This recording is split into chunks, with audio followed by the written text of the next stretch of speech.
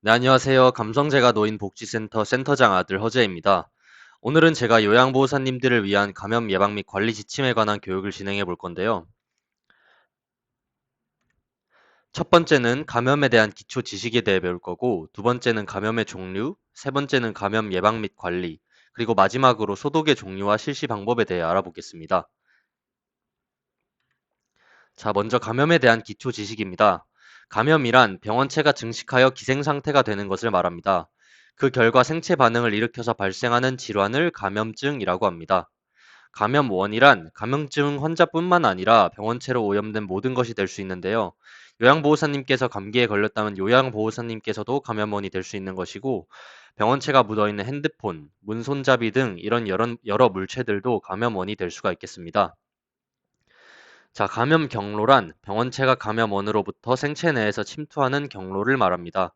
주요 감염 경로는 비말 감염, 접촉 감염, 경구 감염, 경피 감염 등이 있는데 쉽게 말해서 코, 입, 피부 등을 통해서 감염이 이루어지고 이것들을 감염 경로라고 한다는 거예요.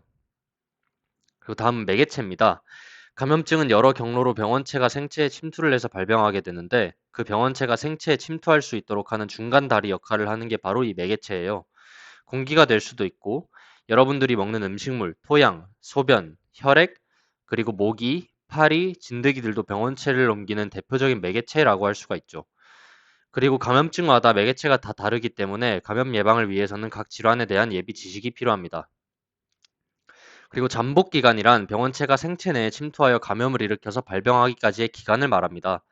예를 들어 제가 지금 감기 병원체에 감염이 되어 있어도 잠복 기간 중에는 감기 증상이 나타나지 않을 수 있어요. 시간이 지나면서 서서히 발병을 하게 되는 겁니다. 감기는 보통 18시간에서 36시간의 잠복기를 거치는데 질병의 종류마다 보통 이러한 일정한 잠복기를 가지고 있어요. 감염 증상이란 말 그대로 감염되었을 때의 증상을 말하는데 국소 증상으로는 발적, 통증, 부종, 열감 등이 있고 호흡기계 증상으로는 기침, 인후통, 가래의 양이나 색의 변화, 호흡 곤란 등이 있을 수 있겠고요. 비뇨기계 증상으로는 배뇨장애, 소변색의 변화 등이 있을 수 있고 피곤함, 의욕상실, 두통, 근육통, 식욕부진, 발열, 탈수 등등 아주 여러 가지가 있을 수 있습니다. 자, 여기까지가 감염에 대한 기초 지식이었는데요. 용어별로 세세하게 정리를 해드려서 그렇지 여러분들도 평소에 알고 계시던 그런 간단한 내용이었을 겁니다. 자, 다음으로는 대표적인 감염의 종류 몇 가지에 대해 몇 가지 알아볼 건데요. 첫 번째로 폐렴에 대해 알아볼 거고, 요로감염, 결핵, 옴, 노로바이러스, 인플루엔자, 그리고 코로나19에 대해서 알아보도록 하겠습니다. 자, 첫 번째로 폐렴입니다. 폐렴의 위험 요인으로는 기도내 흡인, 즉 기도로 숨만 쉬는 게 아니라 액체나 고체 등을 같이 빨아들이는 행위를 말합니다. 음식물 찌꺼기 같은 게 기도에 들어가서 계속 쌓이게 되면 폐렴이 걸리기도 하고요. 혹은 오염된 호흡 치료 기구를 사용하거나 구강과 인두의 감염균 정착, 혹은 면역 기전의 저하 대상이 될 수 있겠습니다. 대처법으로는요, 호흡기 에티켓을 준수하고 어르신에게도 교육을 실시하도록 합니다. 호흡기 에티켓은 이제 다들 잘 아실 텐데요. 기침을 할 때 입과 코를 휴지로 가린다든지, 사용한 휴지는 즉시 버린다든지, 기침하는 사람은 마스크를 착용하고 호흡기 분비물과 접촉한 후 손을 바로 씻는 것 등이 있겠습니다. 환자 증상에 호전이 없거나 위중 시 바로 병원 단위로 신속 전원을 고려합니다.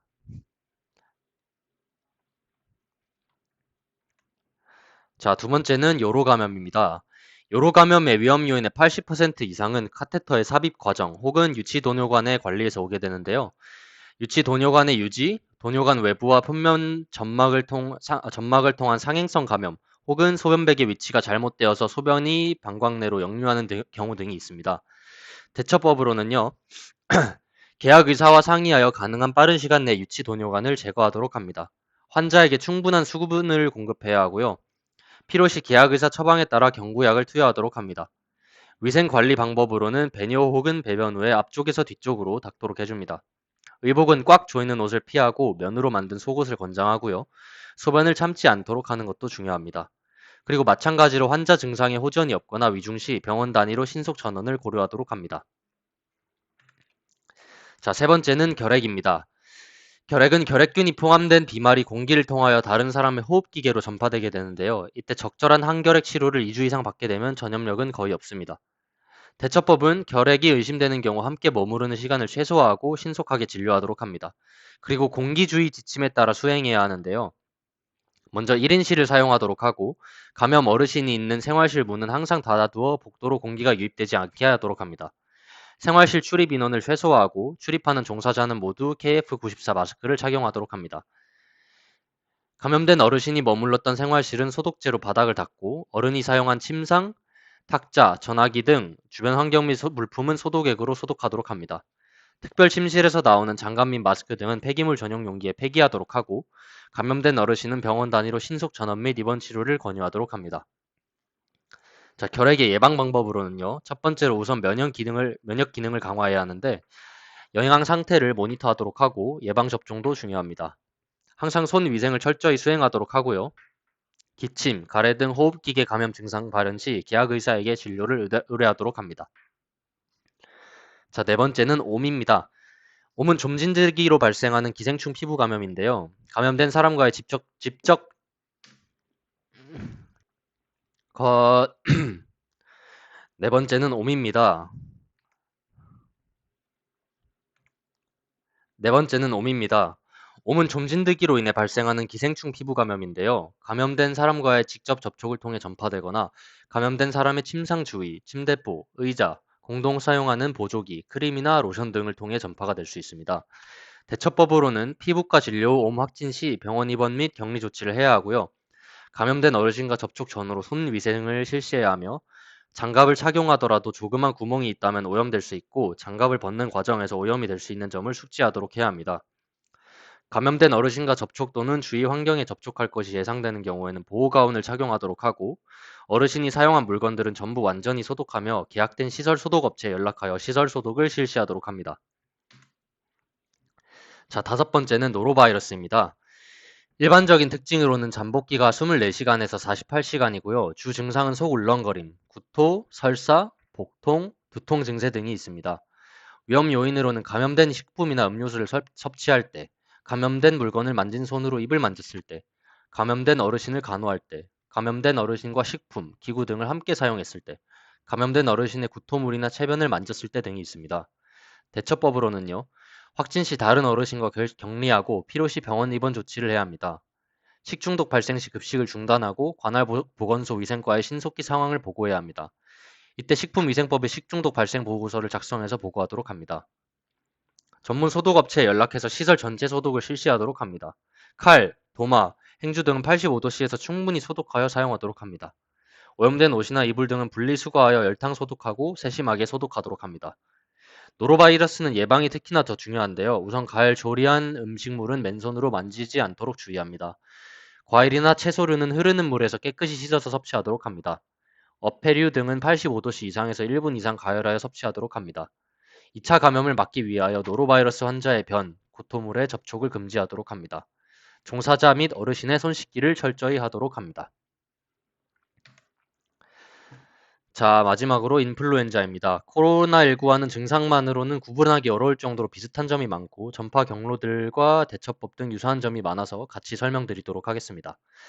자, 먼저 전파 경로입니다. 잠복기는 평균 2일 정도이며 전염력은 대체로 증상 발현 1일 전부터 발병 후 약 5일 정도까지로 환자가 기침이나 재채기를 할 때 분비되는 호흡기 비말을 통해서 사람에서 사람으로 전파되게 됩니다. 증상으로는 37.8도씨 이상의 갑작스러운 발열, 두통, 근육통, 피로감 등의 전신 증상과 인후통, 기침, 객담 등의 호흡기 증상을 보이며 드물게 복통, 구토, 경련 등이 발생할 수 있습니다. 가장 흔한 합병증은 폐렴이며 노년층이나 만성질환자 등에서 기저질환 악화와 합병증으로 사망할 수도 있습니다. 대처법으로는요. 감염된 어르신 케어는 건강한 성인 1인이 담당하고 바이러스 전염 방지를 위해 증상이 없더라도 간병 및 외출 시 마스크를 착용하도록 합니다. 종사자는 환자와 얼굴을 맞대는 상황을 가급적 피하고 기침하는 환자의 얼굴이나 턱을 어깨에 오도록 합니다. 환자와 접촉하거나 환자가 사용한 휴지, 세탁물 등을 만졌을 경우 즉시 손을 깨끗이 씻도록 합니다. 예방 방법으로는 다들 아시다시피 예방접종, 손 씻기, 구강 청결 유지, 그리고 면역력을 기르기 위해 충분한 수면과 영양 섭취에 유의하는 등이 있겠습니다. 자, 이제 표준주의 알아보도록 하겠습니다. 표준주의란 진단명이나 감염 여부에 상관없이 모든 대상자를 간호할 때 적용하는 원칙으로 혈액, 모든 체액 포함 의무에 상관없이 땀을 제외한 분비물이나 손상된 피부나 점막 등의 미생물이 감염되는 것을 예방하기 위해 적용하는 지침을 말합니다. 자, 예방 방법으로는요, 먼저 손 씻기가 있는데요. 혈액, 체액, 분비물, 배설물에 오염된 물건을 만졌을 경우 장갑 착용 여부와 상관없이 손 씻기를 실시하도록 합니다. 대상자 처치 후 다른 환자 처치 시 손을 씻으며 동일한 대상자라도 다른 부위를 처치할 때도 손 씻기를 실시하도록 합니다. 평상시에는 일반 비누를 사용해도 무방하나 감염 관리상 필요한 경우에는 소독 비누를 사용하도록 합니다. 두 번째로는 장갑 착용입니다. 혈액, 체액, 분비물, 오염된 물건, 손상된 피부, 점막 접촉 시에 장갑을 착용하도록 합니다. 대상자나 처치 부위가 바뀔 때마다 장갑을 교체하도록 합니다. 모자, 마스크, 보안경, 안경 보호대 착용. 대상자의 체액, 혈액, 분비물, 배설물 등이 튈 가능성이 있을 때는 착용하도록 합니다. 자, 다음으로 처치 기구의 처리입니다. 혈액이나 분비물, 체액, 배설물로 오염된 것은 피부나 점막이 오염되지 않도록 적절한 방법으로 재빨리 씻어내도록 합니다. 재사용 물품은 세척 후 반드시 멸균하거나 소독하도록 합니다. 일회용품은 분리수거하여 버리도록 합니다. 자, 다음으로 환경관리입니다. 대상자 주위 환경은 깨끗이 하며 필요시 소독제를 이용하여 소독하도록 합니다. 혈액, 배설물, 분비물, 체액 등으로 오염된 것은 따로 수거하여 별도로 세탁실로 보내며 피부나 점막이 오염되지 않도록 운반 처리하도록 합니다. 자, 마지막으로 코로나 예방입니다. 근무 외 시간에도 손소독 및 마스크 착용 등 개인위생 수칙을 철저히 준수하도록 합니다. 종사자, 수급자, 면회객에 대한 발열 체크, 호흡기 증상 등 코로나19 의심 증상을 매일 확인하도록 합니다. 면회객을 제한하도록 합니다. 자, 여기까지가 표준주의 원칙이었고요. 다음은 올바른 손 씻기 방법에 대해 알아보도록 하겠습니다. 다들 이제 잘 아실 텐데요. 1단계는 일단 손바닥과 손바닥을 마주대고 문질러 줍니다. 2단계는 손바닥과 손바닥을 마주대고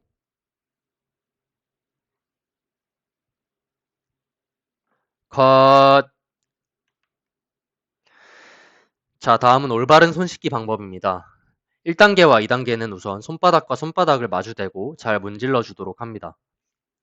3단계는 손등과 손바닥을 대고 문질러 주도록 하고 엄지손가락을 다른 편 손가락으로 돌려주면서 또 문질러 주도록 합니다. 그리고 손바닥을 마주대고 손깍지를 끼고 사이사이까지 잘 문질러 주고요. 손가락을 반대편 손바닥에 놓고 문지르며 손톱 밑까지 다 깨끗하게 씻어주시면 되겠습니다.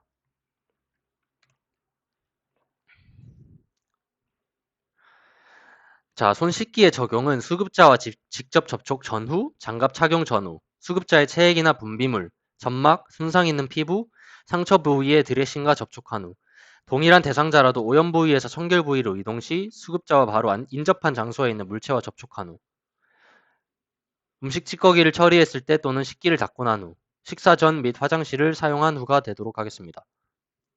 컷! 자, 손 씻기의 적용은 수급자와 직접 접촉 전후, 장갑 착용 전후, 수급자의 체액이나 분비물, 점막, 손상 있는 피부, 상처 부위의 드레싱과 접촉한 후, 그리고 동일한 대상자라도 오염 부위에서 청결 부위로 이동 시, 수급자와 바로 인접한 장소에 있는 물체와 접촉한 후, 그리고 음식 찌꺼기를 처리했을 때 또는 식기를 닦고 난 후, 그리고 식사 전 및 화장실을 사용한 후가 되겠습니다. 그리고 분비물을 처리하실 때는요, 배설물을 만질 때에는 반드시 장갑을 착용하며 처리한 후 바로 손을 씻도록 합니다. 오염된 세탁물은 격리 장소에 따로 배출하도록 합니다. 가정에서는 따로 세탁하도록 합니다. 대상자가 사용하는 물품에 혈액이나 체액이 묻은 경우 찬물로 닦고 더운 물로 헹구며 필요시 소독하도록 합니다. 자, 세 번째로 수급자의 위생 관리입니다. 목욕을 하게 함으로써 수급자 피부에 있는 미생물을 제거하고 다른 사람에게 옮겨가는 것을 막을 수 있습니다. 누워있는 대상자의 경우에는 침상에 누워있는 시간이 많으므로 항상 침구의 위생 관리를 하여 감염 관리에 많은 주의가 필요하고요. 대상자 몸에 걸친 의류 더러움 없애는 방법, 표백제 사용에 대한 소독 방법을 잘 알아두고 청결 관리에 유의하도록 합니다. 자, 네 번째로 요양보호사의 위생 관리입니다. 피부, 머리카락 및 두피에 있는 미생물 및 세균 번식 억제를 위해 매일 샤워, 목욕을 하도록 합니다. 자주 칫솔질을 하여 치아의 건강을 유지하고 손을 자주 씻고 피부가 트거나 갈라지면 세균에 감염되기 쉬우므로 이를 방지하기 위하여 로션을 바르도록 합니다. 손톱 밑에도 미생물이 모일 수 있으므로 가능한 손톱은 짧게 깎고 청결하게 합니다. 가운이나 신발은 깨끗하게 유지합니다. 대상자와의 접촉 시 항상 주의하도록 합니다.